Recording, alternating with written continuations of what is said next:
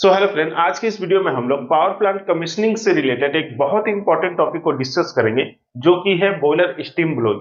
तो ये steam blowing क्या होता है, क्यों किया जाता है, क्या इसका पर्पज है, अगर नहीं करेंगे तो क्या प्रॉब्लम होगा। ओके, स्टीम ब्लोइंग कितने तरह के होते हैं, ठीक है, और कौन सा बेहतर होता है, जनरली कौन सा अपनाया जाता है, स्टीम ब्लोइंग का जो प्रोसेस होता है वो कैसे किया जाता है, इन सभी चीजों को ना इस डिटेल वीडियो में हम लोग समझेंगे। ठीक है, तो वीडियो थोड़ा सा लंबा होगा, लेकिन वीडियो को एंड तक देखिएगा। पूरा स्टीम ब्लोइंग से रिलेटेड जो बेसिक फंडामेंटल चीज है वो सारा आपका जो है वो क्लियर हो जाएगा। ओके, तो चलिए वीडियो को करते हैं स्टार्ट। तो बॉयलर स्टीम ब्लोइंग, तो देखिए बॉयलर का मतलब तो आप समझते हैं। स्टीम ब्लोइंग का मतलब होता है कि बॉयलर में जो स्टीम जनरेट किया जाता है उसको ब्लो आउट करना, यानी कि नॉर्मली एटमॉस्फेयर में वेंट कर देना एक डिजायर्ड प्रेशर और टेम्परेचर के साथ। ऐसा क्यों करते हैं, ठीक है, तो देखिए थोड़ा डिटेल में अगर बात करें तो जब कभी भी पावर प्लांट का इरेक्शन किया जाता है तो उसमें नए पाइपलाइन जो होते हैं वो यूज किए जाते हैं।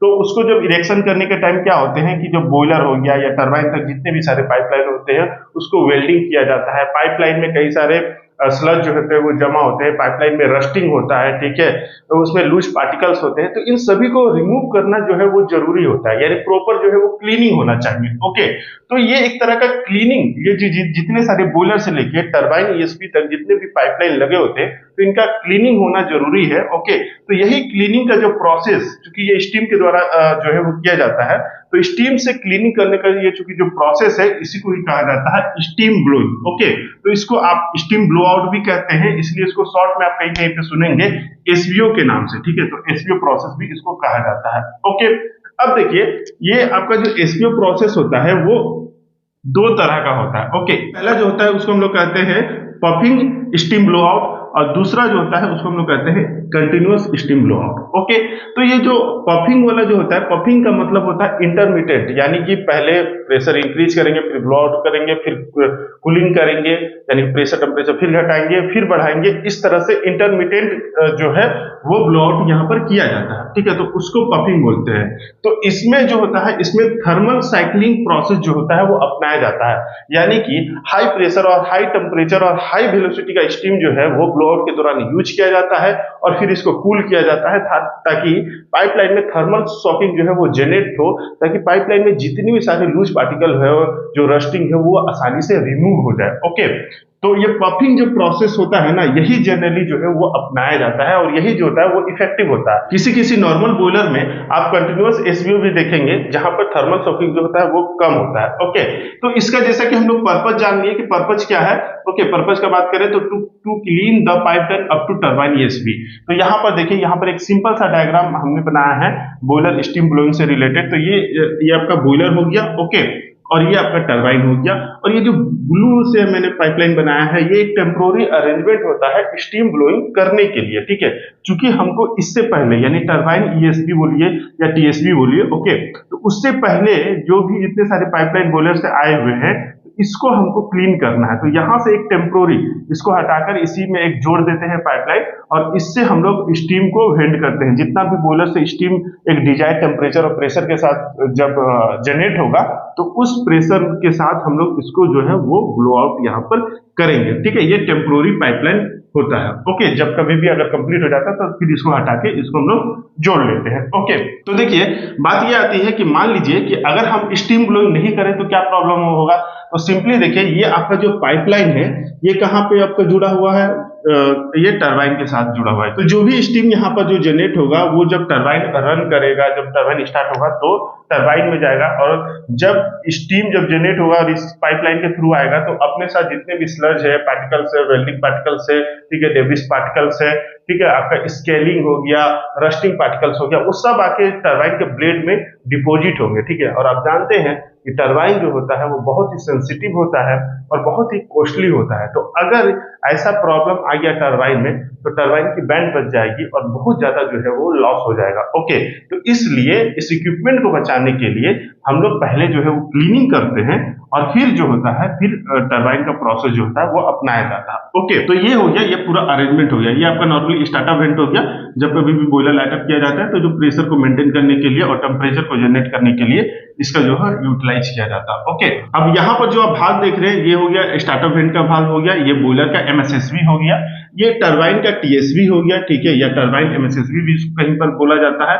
ये जो टेम्पोररी लाइन में एक भाग जो लगा होता है, इसको आप जान लीजिए, इसको नॉर्मली आपका ब्लो ऑफ वाल्व कहा जाता है, क्योंकि जो स्टीम ब्लो आउट किया जाता है वो इसी को ओपनिंग करके किया जाता है, ठीक है।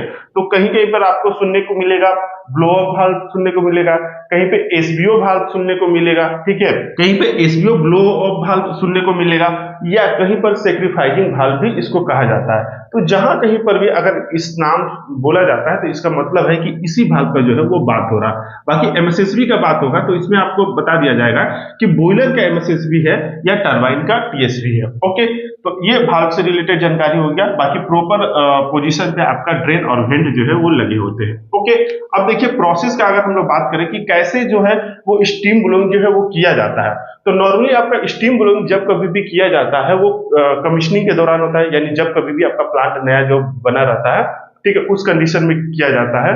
और ये आपका जो बॉयलर का हाइड्रो टेस्ट है और जो केमिकल क्लीनिंग है उसके बाद ही नॉर्मली किया जाता है और बिफोर टरबाइन रोलिंग किया जाता है, ठीक है। तो ये प्रोसेस होने का ये कंडीशन है। ओके, अब देखिए मान लीजिए कि आपका स्टीम ब्लोइंग जो है आप स्टार्ट करने वाले हैं और उसका जो प्रोसेस का बात करें तो सबसे पहली बात कि प्रोसेस स्टार्ट करने से पहले हमारा स्टीम ब्लोइंग का जो भी रिक्वायरमेंट है, जो प्री रिक्वायरमेंट है वो फुलफिल होना चाहिए, यानी डीसीएस रेडी होना चाहिए, जो भी इक्विपमेंट है या ऑक्सिलरी इक्विपमेंट है वो सारे हेल्दी होना चाहिए, रेडी होना चाहिए, ठीक है, ताकि स्टीम ब्लोइंग के दौरान कोई भी प्रॉब्लम ना आए, सारे पैरामीटर डीसीएस पे ओके होना चाहिए। तो सपोज कर लेते हैं हम कि जो भी हमारे प्री रिक्वायरमेंट है वो प्रोसेस रेडी है, तो पहला जो पॉइंट हो जाएगा बॉयलर रेडी टू फायरिंग और लाइटअप, ठीक है, क्योंकि हमको स्टीम जनरेट करना है तो हमें फायरिंग के लिए रेडी चाहिए, लाइटअप के लिए रेडी चाहिए। ओके, नेक्स्ट जो होता है कि बॉयलर लाइटअप डन। अब जैसे बॉयलर लाइटअप का जो प्रोसेस होता है, जो एसओपी होता है, उसको आप फॉलो करके बॉयलर का जो है वो लाइटअप करेंगे। ओके,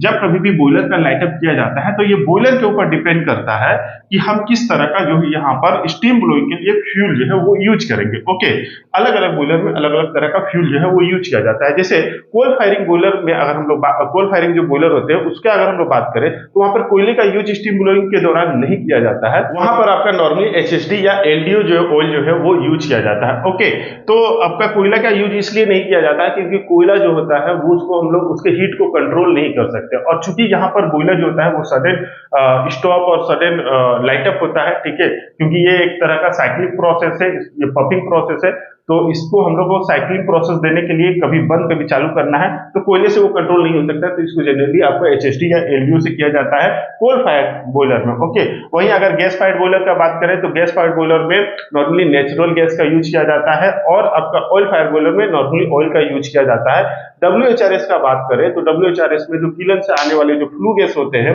या जो हॉट एयर होता है वहां उसका जो है वो यूज किया जाता है। कहने का मतलब है कि हमें ऐसा फ्यूल यूज करना है कि हम जो हीट को और प्रेशर को जो है वो कंट्रोल कर सके, ठीक है, हमारे हाथ में जो कंट्रोलिंग जो है वो रहे। ओके, तो इसलिए यहाँ पर बॉयलर के अनुसार अलग अलग जो फ्यूल जो है वो यूज किया जाता है, नॉर्मली आपका कोयले का यूज नहीं किया जाता है। तो ये भी कई बार इंटरव्यू में पूछा जाता है, तो इसलिए इसको याद रखिएगा। ओके, नेक्स्ट है आपका increase pressure and temperature gradually, ठीक है, तो जैसे आप नॉर्मली प्रेशर और टेम्परेचर जो होते हैं वो इंक्रीज करेंगे after required desire pressure and temperature boiler ready to SBO.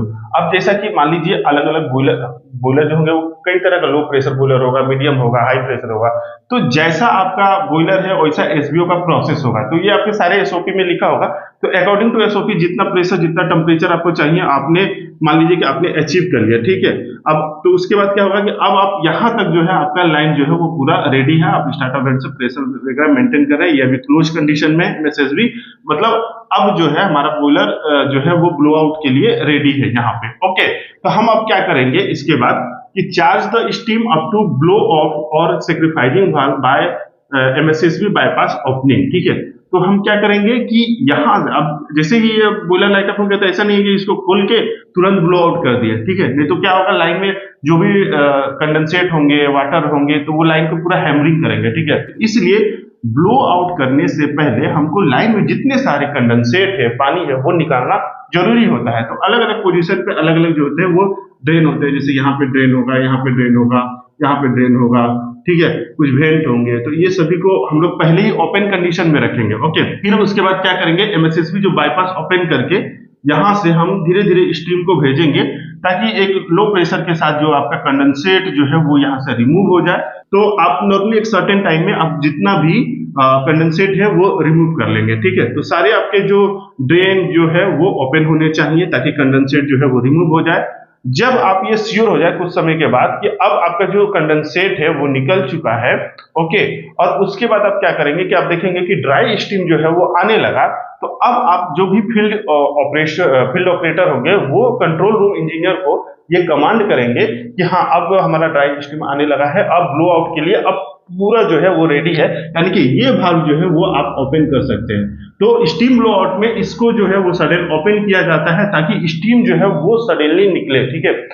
ये ब्लो आउट करने का प्रोसेस ही होता है कि पूरा स्टीम जो है वो suddenly high pressure, high velocity और हाई टेम्परेचर के साथ निकले ताकि ये जो स्टीम ब्लोइंग है वो इफेक्टिव हो, यानी कि जो मटेरियल जो कचरा वगैरह है वो आसानी से जो है वो इफेक्टिवली निकले, ओके।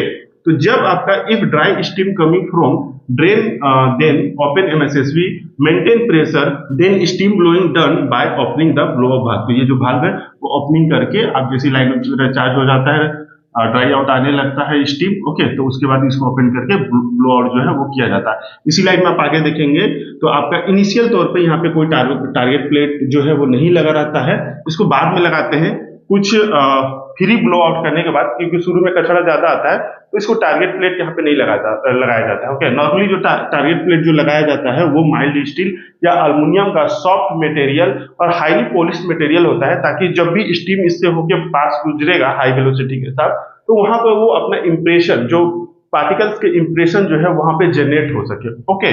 तो इसको कुछ जो ब्लो आउट होते हैं ना, ये जो क्लीनिंग का प्रोसेस होता है वो कई बार ब्लो आउट के दौरान होता है, ठीक है। तो कुछ ब्लो आउट जो होते हैं उसको फ्रीली किया जाता है, यानी कोई भी यहाँ पे टारगेट प्लेट जो है वो नहीं लगा रहता, ओके। तो for next blow out cool the pipeline for thermal shock then increase pressure and temperature follow SOP, okay. तो अब जैसे पहला ब्लो आउट डाउन हो गया, ओके, फिर उसके बाद हम लोग क्या करेंगे, नेक्स्ट ब्लो आउट के लिए फिर पाइपलाइन को कूल करेंगे। तो ब्लो आउट के दौरान नॉर्मली आपका फायरिंग जो होता है वो स्टॉप कर लिया जाता है, ठीक है। फिर उसके बाद वो इसको पाइपलाइन को कूल करते हैं ताकि थर्मल शॉकिंग जो है वो जनरेट हो, फिर टेम्परेचर प्रेशर को बढ़ाते हैं, ठीक है, ताकि जो पाइपलाइन में लूज पार्टिकल हो वो रिमूव हो जाए और फिर ब्लो आउट के दौरान जो है वो निकल जाए, क्लीनिंग हो आसानी से, ओके। नेक्स्ट है few blow out done freely. तो जैसे मैंने बोला टारगेट प्लेट शुरू में नहीं लगा रहता है, तो ये कुछ जो ब्लो आउट होते हैं उसको फ्रीली किया जाता है। देन आपका फिक्स टारगेट प्लेट, ओके। तो फिर टारगेट प्लेट को यहाँ पे जो है वो फिक्स किया जाता है और टारगेट प्लेट में कई बार ब्लो आउट करने के दौरान ये चेक किया जाता है कि इंप्रेशन का जो साइज है वो कितना आ रहा है, ठीक है। तो अगर जो कई बार ब्लो आउट करने के बाद आपको देखें कि ब्लो आउट जो है वो नॉर्मली आपका लेस देन 0.2 mm के नीचे आ रहा है, तो इसका मतलब है कि आपका जो पाइपलाइन है यहाँ तक वो पूरी तरह से क्लीन हो चुका है, अच्छे से क्लीन हुआ है और सक्सेसफुली आपका जो एसवीओ जो है वो कंप्लीट हो जाता है, ओके। तो ये पूरा प्रोसेस होता है एसवीओ का, ओके। और फिर जैसे ही कंप्लीट हो जाता है तो ये टेम्पोररी पाइपलाइन हटा लेते हैं और फिर पाइपलाइन को इस जो टीएसवी है उसके साथ जोड़ देते हैं और फिर अपना फर्दर जो प्रोसेस होता है टरबाइन का वो जो है वो स्टार्ट करते हैं, ओके। तो यही हो गया स्टीम ब्लोइंग के बारे में। आई होप कि ये वीडियो आपके लिए काफी इंफॉर्मेटिव रहा होगा। वीडियो अच्छा लगा तो प्लीज वीडियो को लाइक जरूर कीजिएगा और चैनल को भी सब्सक्राइब करके रखिएगा ताकि इस तरह के इंफॉर्मेटिव वीडियो आपको सबसे पहले मिले, ठीक है। बाकी कमेंट बॉक्स में बताइएगा कि जो भी आपका बॉयलर का प्रेशर है और टेम्परेचर है वो कितना आप रनिंग के दौरान जो है वो रखते हैं, ओके। ओके, तो चलिए अब हम लोग मिलेंगे नेक्स्ट वीडियो में, तब तक के लिए जय हिंद।